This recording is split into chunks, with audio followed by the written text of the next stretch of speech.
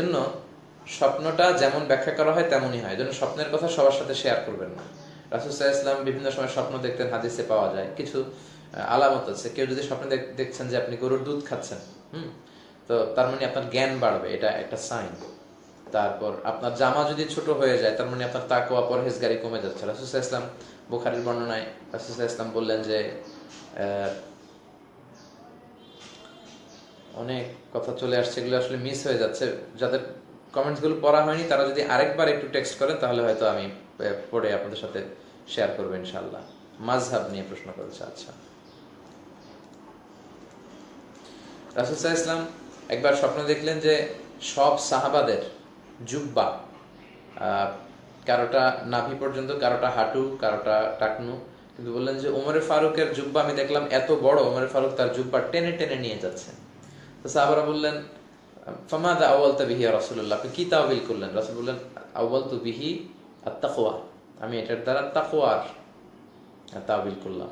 তার মানে ওমর রাদিয়াল্লাহু তাআলা তাকওয়া বেশি ছিল, জুব্বা বড়, তো জামা বড় এটা তাকওয়ার বহিঃপ্রকাশ, জামা ছোট হওয়া এটা তাকওয়া যে কমে যাচ্ছে সেটার বহিঃপ্রকাশ। দুঃখজনকভাবে আমরা দেখি যে আমাদের মা বোনদের যাদের জন্য হিজাবকে আল্লাহ ফার্জ করেছেন তাদের কাপড় ছোট ছোট হতে হতে এখন লেহেঙ্গা, পাখি ড্রেস, শর্ট হতে শুরু করেছে, মানে ইসলামটা শেষ করে দেওয়া হচ্ছে আর কি।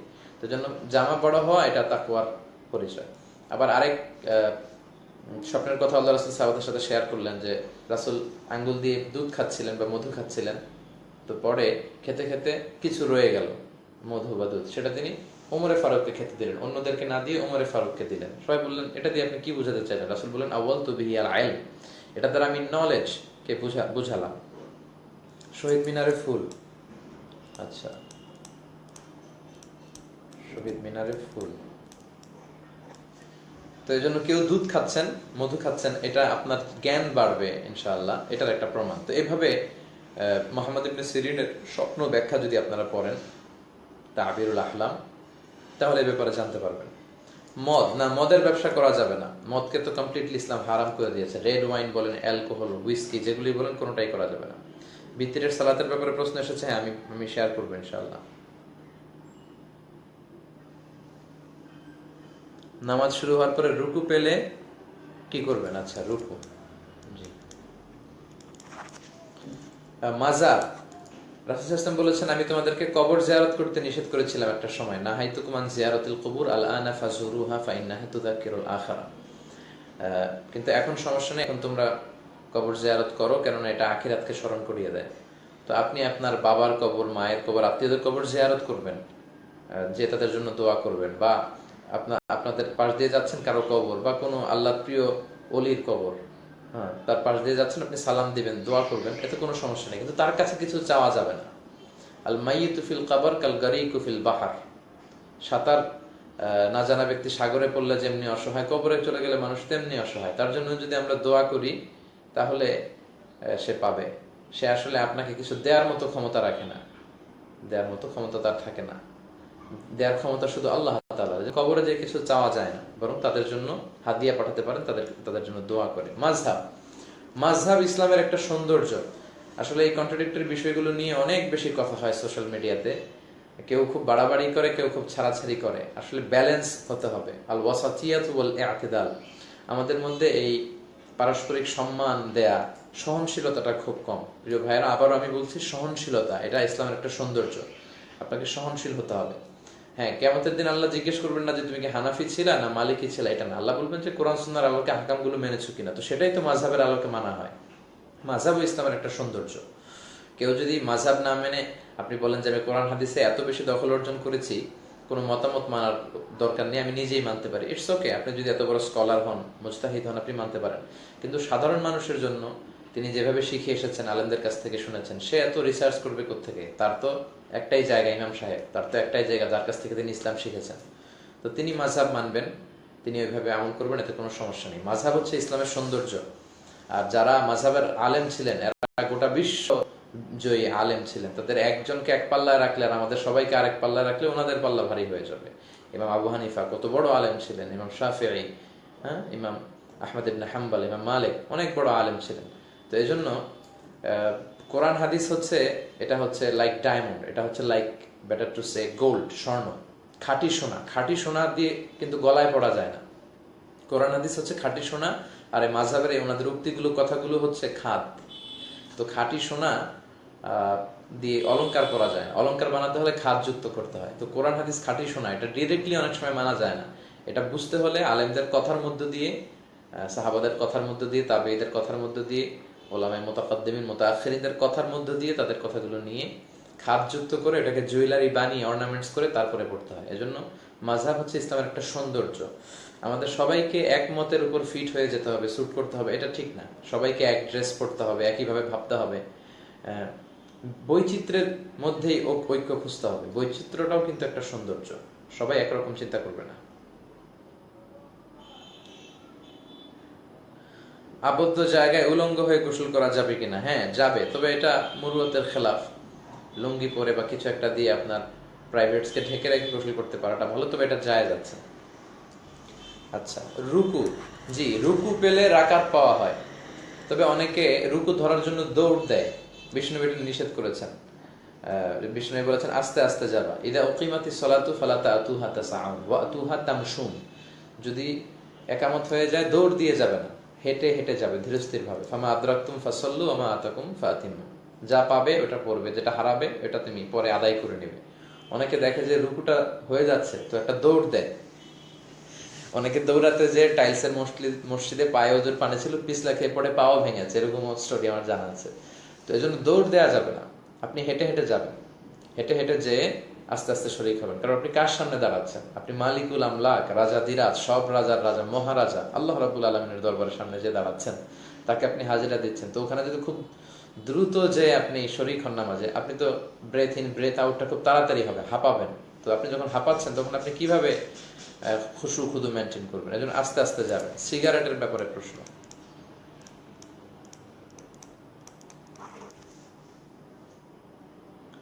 আপনি মাঝে মাঝে ইংরেজি বলেন কেন? আছে ইংলিশ।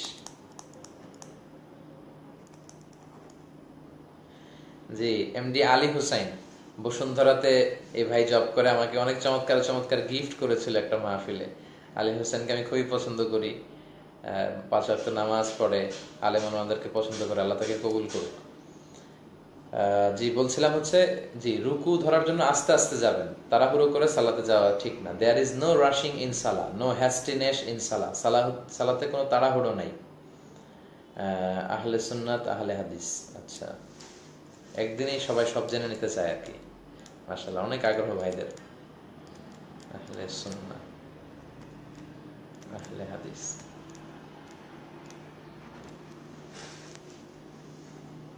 জি, তো রুকু যদি পেয়ে যান আপনি রাকাত পাবেন, তবে শর্ত হচ্ছে অ্যাটলিস্ট এক তাসবিহ পরিমাণ ইমামের সাথে পেতে হবে। সুবহানা রাব্বিয়াল আযীম এতটুকু পড়লেন, তারপরে ইমাম বলল সামি আল্লাহু লিমান হামিদা, আপনারা দাঁড়ালেন, তাহলে আপনি ওই রাকাত পেয়েছেন।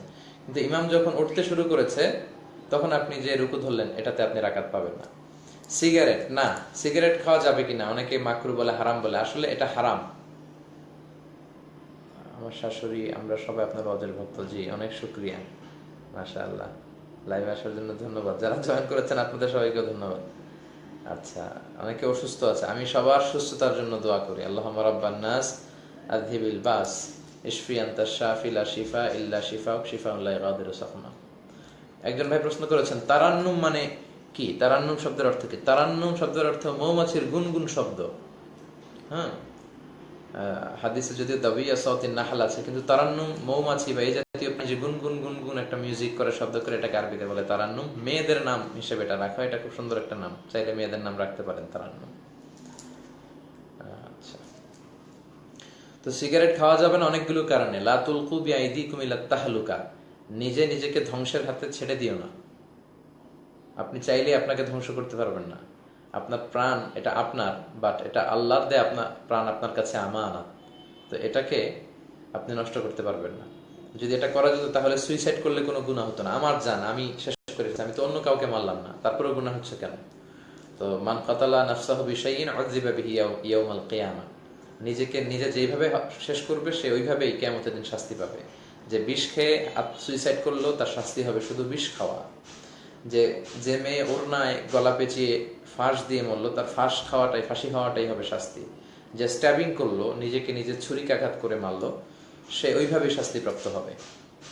তো এই জন্য সিগারেট খেলে আপনি গ্রাজুয়ালি নিজেকে শেষ করে দিচ্ছেন। নিকোটিন থাকে, চিকিৎসা বিজ্ঞানীরা বলে it will damage your lung, এটা আপনার ফুসফুসকে শেষ করে দিবে।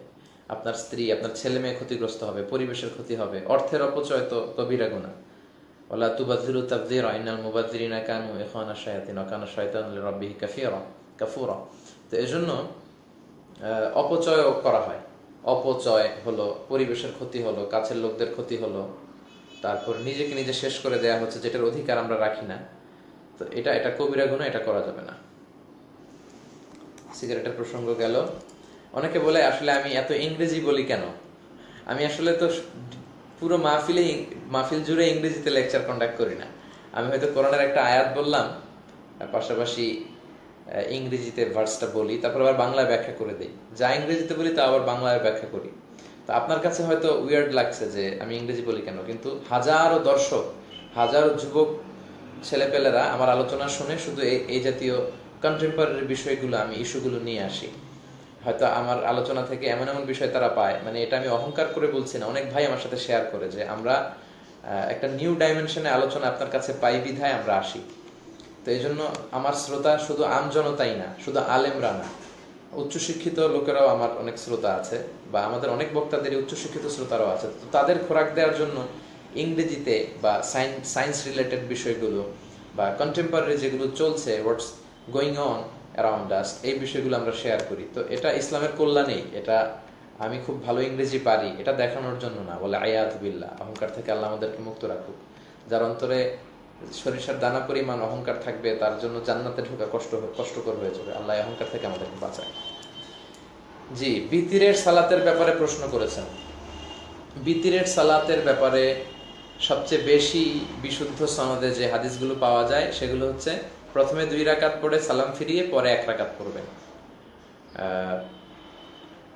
তো তাহলে আপনার সব বিতির হয়ে গেল। রাসূল সাল্লাল্লাহু আলাইহি ওয়াসাল্লাম রাতে 8 রাকাত পরে আবার 2 রাকাত, পরে 1 রাকাত পড়তেন।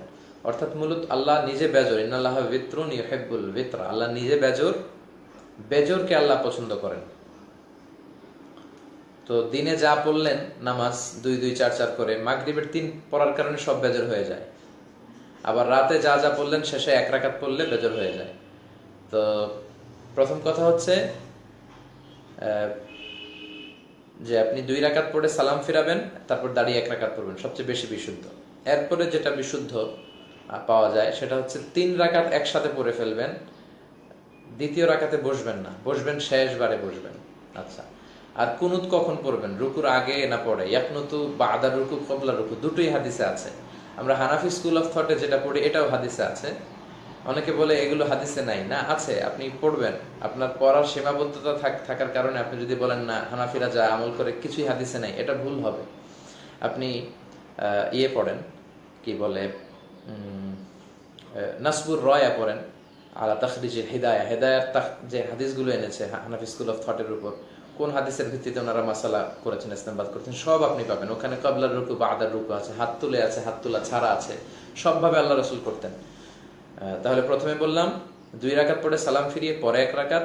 দ্বিতীয় পদ্ধতি বললাম 3 রাকাত একসাথে, বৈঠক হবে শুধু শেষের বৈঠক। আর তৃতীয় পদ্ধতি আমরা হানাফিরা যেভাবে পড়ি, মাগরিবের থেকে ভিন্ন হলেই হবে।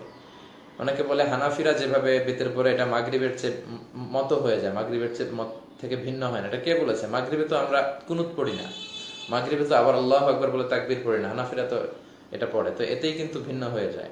আল্লাহ আমাদেরকে বোঝার তৌফিক দান করুন। শহীদ মিনারে ফুল দেয়া যাবে কিনা? ফুল দিলে আসলে একটা শ্রদ্ধা দেখানো হয়, কিন্তু এটাও এক ধরনের শিরকি কাজের দিকে চলে যায় আস্তে আস্তে। কারণ নূহ আলাইহিস সালামের জামানায় যেটা হয়েছিল, এভাবেই তারা শ্রদ্ধা দেখাতে যে আস্তে আস্তে শিরকির দিকে ধাবিত হয়েছিল। তো এটা ঠিক না। আর আমরা বাংলাদেশে যত ফুলের গার্ডেন আছে সব ফুলগুলো এনে তাদের শহীদদের যে মিনার স্তম্ভ ওখানে রেখে দিলে আসলে তাদের কিছু যায় আসে না। বরং ওখানে দাঁড়িয়ে যদি আমরা সূরা ফাতিহা পাঠ করে তাদের জন্য ক্ষমা চাই, তাদের জন্য আল্লাহর কাছে তাদের পক্ষ হয়ে ইস্তেগফার করি, এতে তাদের উপকার হবে। তো যেটাতে আসলে তাদের উপকার হয় সেটা না করে অন্যান্য গান বাজনা ফুল দিয়ে আসলে কোনো লাভ হবে না। আল্লাহ আমাদেরকে বোঝার তৌফিক দান করুন। এরপরে আহলে সুন্নাত এবং আহলে হাদিস। আসলে আহলুস সুন্নাহ এই টার্মিনোলজিটা খুব কম্প্রিহেন্সিভ। আহলুল হাদিস আহলে হাদিস ভাইয়েরাও সুন্দর নামকরণ করেছে, তারা তাদের মতো খেদমা করে যাচ্ছে। I do appreciate that, but আহলুল হাদিস থেকে আহলুস সুন্নাহ নামটা বেশি শামিল, বেশি চমৎকার। কারণ সুন্নার ভেতরে হাদিস আছে, আবার হাদিস সব হাদিসের ভেতরে সুন্নাহ নাই। এই জন্য আহলুস সুন্নাহ ওয়াল জামাআহ এগুলো হাদিস থেকে নিয়ে, রাসূলের ট্র্যাডিশন থেকে নিয়ে চুজ করা। কিন্তু বাংলাদেশে হয়ে গেছে ভিন্ন। বাংলাদেশে অনেকে নিজেকে দাবি করতেছে সুন্নি, ও রাসূলের সুন্নাতের কোনো কাজই নেই। তুমি কি সুন্নি তাহলে? রাসূল যেভাবে ইবাদত করেছেন, তুমি যদি আশিকে রাসূল হও, তাহলে পুঙ্খানুপুঙ্খ করে রাসূলের রেখে যাওয়া সুন্নাহ, এগুলোর সাথে তো আপোষ করা যাবে না। এগুলো সবচেয়ে বেশি মানতে হবে। সুন্নাহ সবচেয়ে বেশি ভায়োলেট করে যারা, এরা হয়ে যাচ্ছে সুন্নি। এটা ঠিক না। অনেকে লিখছে যে স্যার ইংলিশে চলবে। তো প্রায় প্রিয় ভাই দেখুন যে মানুষের পারসেপশনটা পার্সন টু পার্সন ভ্যারি করে। আপনাদের অনেকের কাছে মনে হচ্ছে আপনি ইংরেজি বলবেন না, কিন্তু অনেকে বলছে যে ভাই শুধু ইংরেজিতেই বলেন। সো এজন্য ব্যক্তি বিশেষে মানুষের রুচি চাহিদা এটা ডিফার করে আর কি, ভিন্ন হয়। এজন্য সবার বিষয়গুলো খেয়াল রেখে আমরা ওইভাবে আলোচনা করার চেষ্টা করি। উত্তর ছোট করে দিলে ভালো হয়, যে আসলে লম্বা উত্তরের কারণে আপনাদের অনেকের কথা পড়া হচ্ছে না। তো আহলুস সুন্নাহ নামটা ভালো, কিন্তু তাদের মধ্যে সুন্নাতে সবকিছু থাকতে হবে। আর আহলে হাদিস ভাইয়েরা, ওনাদের সবচেয়ে ভালো দিক হচ্ছে যাচাই বাছাই করে বলেন, পড়েন, কথা বলেন, কিন্তু একটু কট্টর, অ্যাপ্রোচিংটা একটু স্ট্রং। ঠিক আছে? এটা আবার ঠিক না। Simplicity is the beauty of Islam. ইসলামের একটা সৌন্দর্য হচ্ছে আর তাইসির, সবকিছু সহজ হবে। কোনো মুফতি যদি লিগাল অপিনিয়ন দেয়, ফতোয়া দেয়, আর সেটা যদি আমাদের স্যুট না করে, মানতে কষ্ট হয়, বোঝা যাবে যে something is missing in this fatwa, in this legal opinion, and scholar should revise the issue. কিছু হয়তো মিসিং হয়ে যাচ্ছে, আবার রিভাইজ করা উচিত। এজন্য সহজ হতে হবে। আহলে হাদিস ভাইদেরকে সুস্বাগতম জানাই যে কোরআন হাদিস অনুযায়ী কথা বলে, কিন্তু মাযহাবকে গালি দেওয়া, হানাফিদের সাথে ঝগড়া লাগা, এগুলো না করে একটু দরদের জায়গা থেকে বিনয়ের সাথে আপনাদের পদ্ধতি মানহাজ আপনারা তুলে ধরুন। আপনারা সবাই আমরা ভাই ভাই, আমরা আমাদের পারস্পরিক সম্পর্ক কেন নষ্ট করব? আমরা যারা মাযহাব মানি তারাও আপনাদের ভাই, আপনারা যারা আহলে হাদিস বলে পরিচয় দিচ্ছেন তারা আপনারাও আমাদের ভাই। আমরা সবাই ভাই ভাই, আল মুসলিম ইখওয়া, আমরা সবাই আল মুসলিম আখুল মুসলিম। তো আমাদের ভ্রাতৃত্বের সম্পর্ক আমরা নষ্ট করব না।